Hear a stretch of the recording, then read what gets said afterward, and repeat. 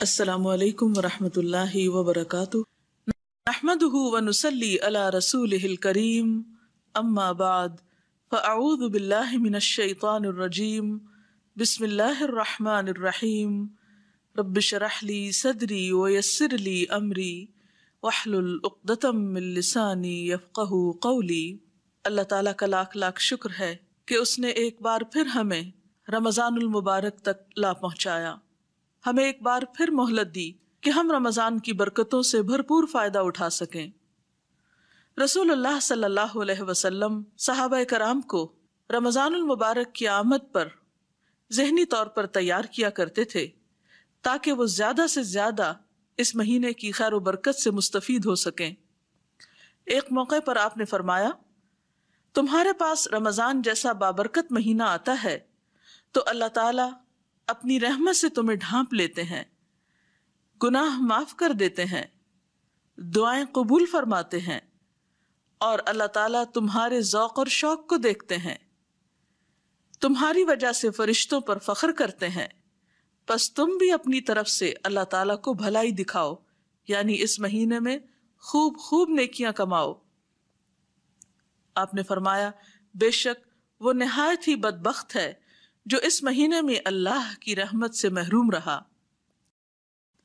رمضان کا مہینہ جسے مبارک مہینہ کہا گیا، جسے صبر کا مہینہ کہا گیا، جسے شہر المواسات باہم ہمدردی اور غم گساری کا مہینہ کہا گیا، یہ وہ مہینہ ہے جس میں کثیر تعداد میں انسانوں کو جہنم کی آگ سے رہائی نصیب ہوتی ہے۔ خوش نصیب ہے وہ شخص کہ جسے آگ سے بچا لیا گیا، اور خوش قسمت ہے وہ جسے اللہ کے دامن رحمت میں پناہ مل گئی۔ لیکن رحمت کا مستحق وہی ہو سکتا ہے جو اللہ کی طرف رجوع کرے، جو بے نیازی کا رویہ چھوڑ دے، جو اللہ کی محبت میں اللہ کی طرف دوڑ پڑے۔ رمضان کا مہینہ ہم سب کو پکار رہا ہے کہ آؤ اللہ کی رحمت کی طرف بڑھو، اس کی بخشش کے طلبگار بنو اور عذاب جہنم سے رہائی حاصل کرو۔ ہم دیکھتے ہیں کہ رسول اللہ صلی اللہ علیہ وسلم نے رمضان المبارک کے بارے میں یہ بھی فرمایا کہ رمضان کی پہلی رات ہی شیاطین اور سرکش جن جکڑ دیے جاتے ہیں، جہنم کے سارے دروازے بند کر دیے جاتے ہیں، جن میں سے کوئی ایک دروازہ بھی کھلا نہیں رہنے دیا جاتا، اور جنت کے سارے دروازے کھول دیے جاتے ہیں، جن میں سے کوئی ایک دروازہ بھی بند نہیں رہنے دیا جاتا۔ مراد اس سے یہ ہے کہ انسانوں کے اندر خیر اور نیکی کا جذبہ زیادہ پیدا کر دیا جاتا ہے، یا نیکی کے مواقع عام کر دیے جاتے ہیں جو بالآخر انسانوں کو جنت تک پہنچاتے ہیں، اور اسی طرح برائی کے مواقع کم ہو جاتے ہیں کیونکہ اللہ تعالیٰ کی خاص رحمت بندوں پر نازل ہوتی ہے۔ پھر اسی طرح ہم دیکھتے ہیں کہ آپ صلی اللہ علیہ وسلم نے یہ بھی فرمایا کہ رمضان میں میری امت کو 5 ایسی خصوصیات دی گئی ہیں جو اس سے پہلے کسی اور امت کو نہیں دی گئی۔ تو وہ کیا خصوصیات ہیں جو امت محمد صلی اللہ علیہ وسلم کو نصیب ہوئی؟ آپ نے فرمایا، روزے دار کے منہ کی بسان اللہ تعالیٰ کے ہاں کستوری کی خوشبو سے زیادہ پاکیزہ ہے، ان کے لیے فرشتے استغفار کرتے ہیں یہاں تک کہ روزہ دار روزہ افطار کر لے۔ اللہ تعالیٰ ان کے لیے ہر روز جنت کو سجاتے ہیں، مزین کرتے ہیں، اور فرماتے ہیں کہ ہو سکتا ہے میرے نیک بندے اپنے آپ سے مشقت اور تکلیف کو اتار کر اس کی طرف آ جائیں۔ تو آئیے ہم دیکھتے ہیں کہ اس مہینے کی رحمتوں اور برکتوں سے فیضیاب ہونے کے لیے ہم کیا کچھ کریں۔ جہاں تک حقوق اللہ کی ادائیگی کا تعلق ہے تو اس میں سب سے پہلی چیز روزہ آتا ہے۔ روزہ ایک فرض عبادت ہے۔ اللہ سبحانہ وتعالیٰ روزے کے بارے میں فرماتے ہیں کہ روزہ میرے لیے ہے اور میں خود اس کی جزا دوں گا۔ یعنی جب ایک انسان روزے سے ہوتا ہے تو اس کا یہ عمل اللہ کے سوا کسی اور کو معلوم نہیں ہوتا، کیونکہ کوئی اور شخص سارا دن انسان کے ساتھ نہیں رہ سکتا جو یہ جان سکے کہ انسان اس دوران کھانے پینے سے پرہیز کرتا ہے یا نہیں، یا کوئی بھی ایسا عمل جو روزے کو توڑنے کا سبب ہو سکتا ہے۔ جہاں روزہ ایک فرض عبادت ہے وہاں روزہ انسان کے لیے جسمانی صحت کا سبب بھی ہے اور اسی طرح گناہوں سے بچانے والی چیز بھی ہے، یعنی روحانی صحت کا ذریعہ بھی ہے۔ پھر اسی طرح نہ صرف یہ کہ روزے کے دنیا میں انسان کو فائدے ملتے ہیں، بلکہ آخرت کے اعتبار سے بھی روزہ جہنم کی آگ سے ڈھال ہے۔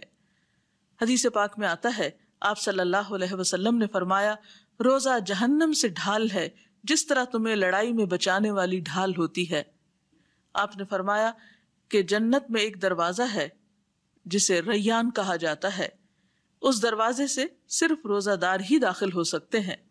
پھر اسی طرح آپ صلی اللہ علیہ وسلم نے یہ بھی فرمایا کہ من صام رمضان ایمانا و احتسابا غفر له ما تقدم من ذنبہ، جس نے رمضان کے روزے ایمان اور ثواب کی نیت سے رکھے اس کے پچھلے تمام گناہ معاف کر دیے جاتے ہیں۔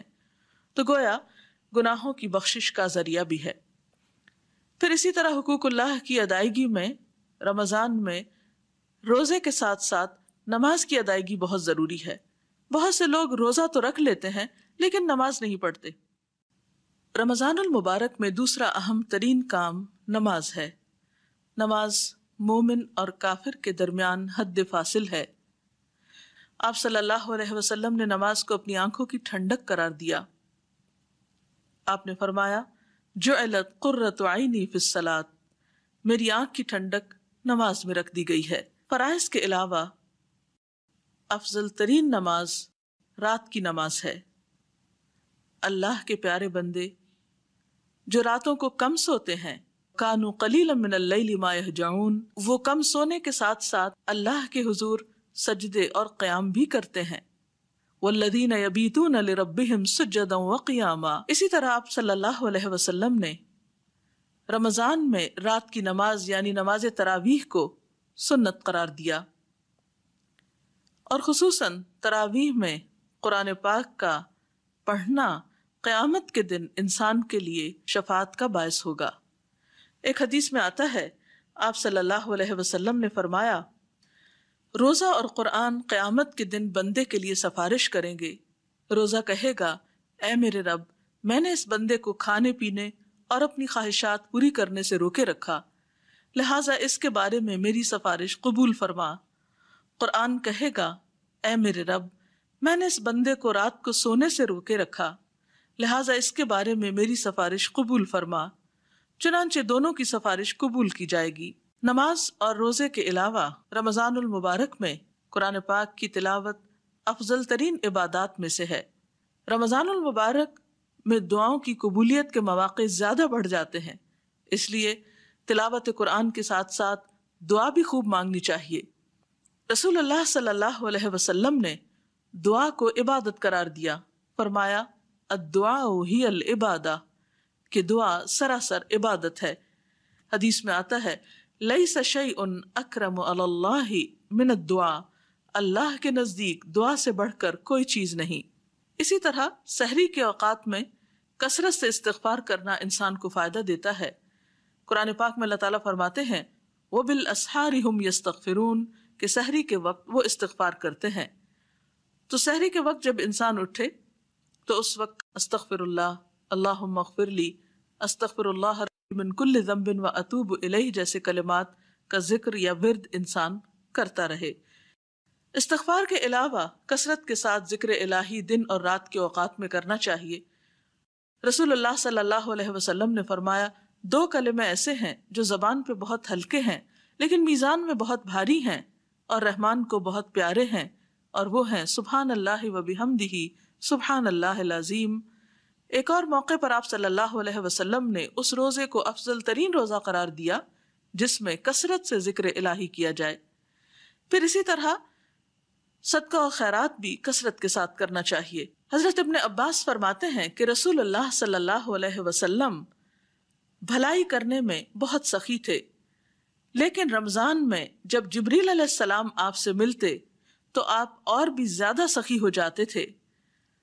رمضان میں جبریل علیہ السلام ہر رات آپ سے ملاقات کیا کرتے تھے، اور نبی صلی اللہ علیہ وسلم رمضان گزرنے تک انہیں قرآن مجید سناتے تھے۔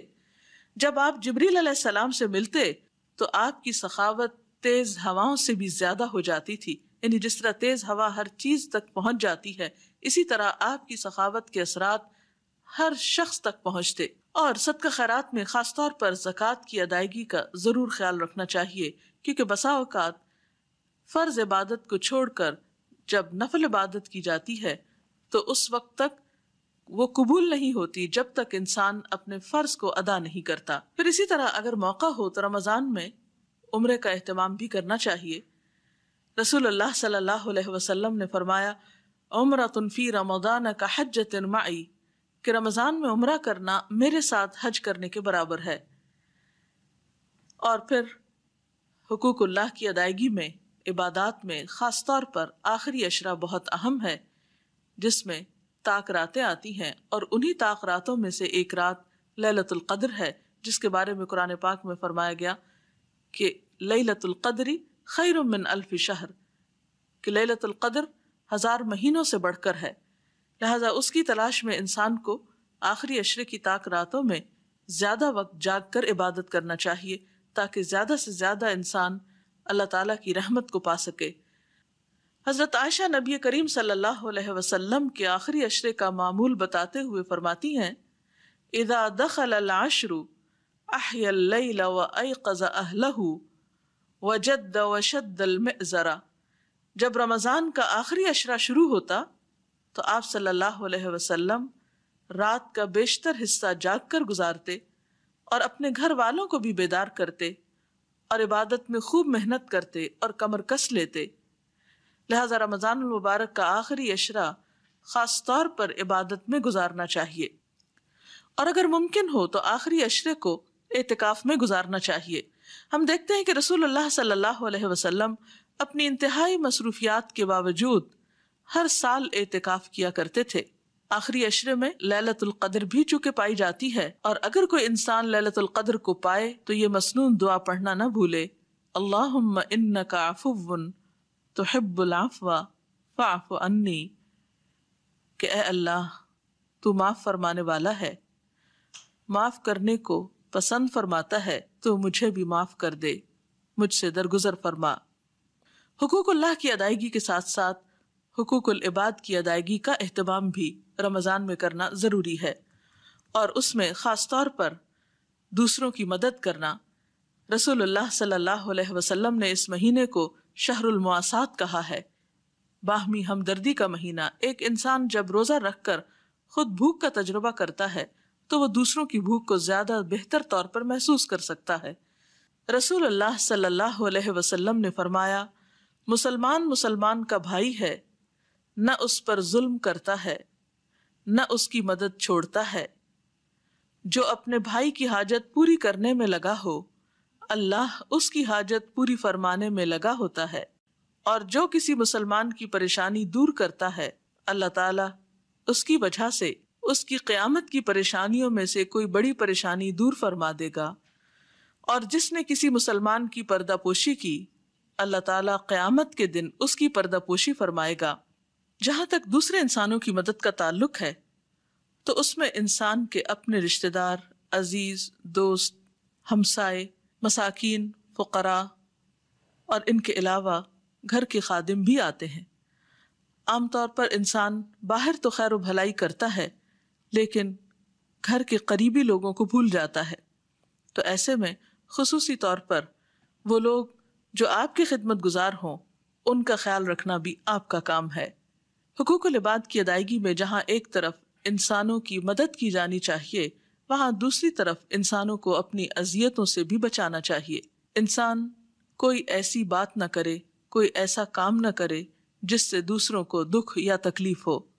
رسول اللہ صلی اللہ علیہ وسلم نے فرمایا، جب تو روزہ رکھے تو تیری آنکھ اور تیرے کان کا بھی روزہ ہونا چاہیے، اور زبان پر قابو ہونا چاہیے، جھوٹ اور حرام چیزوں سے بچنا چاہیے، پڑوسی کو تکلیف نہیں دینی چاہیے، اور تجھ پر وقار اور اطمینان ہو، اور اپنے روزے کے دنوں کو دوسرے دن کے برابر نہ کرو۔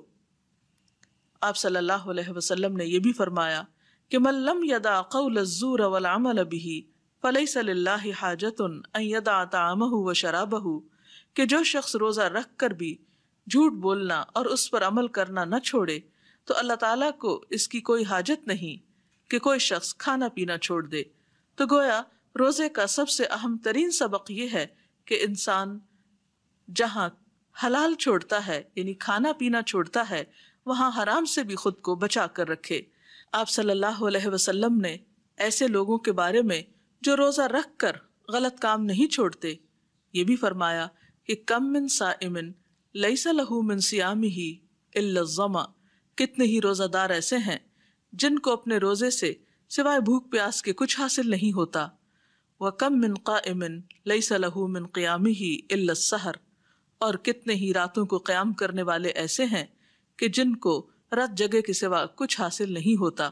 بہرحال ہم میں سے ہر ایک کو ضرور یہ سوچنا چاہیے کہ اس نے رمضان سے کیا فائدہ اٹھایا اور کیا واقعی یہ رمضان اس کی بری عادات کو اس سے چھڑانے کا سبب بنا یا نہیں۔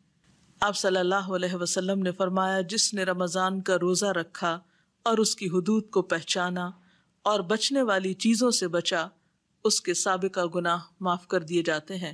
تو اللہ تعالیٰ سے دعا ہے کہ اللہ تعالیٰ ہمیں بھی ان لوگوں میں شامل فرما لے۔ اس کے ساتھ ہی ہمارے آج کے پروگرام کا وقت اپنے اختتام کو پہنچتا ہے۔ اجازت چاہتے ہیں۔ السلام علیکم ورحمۃ اللہ وبرکاتہ۔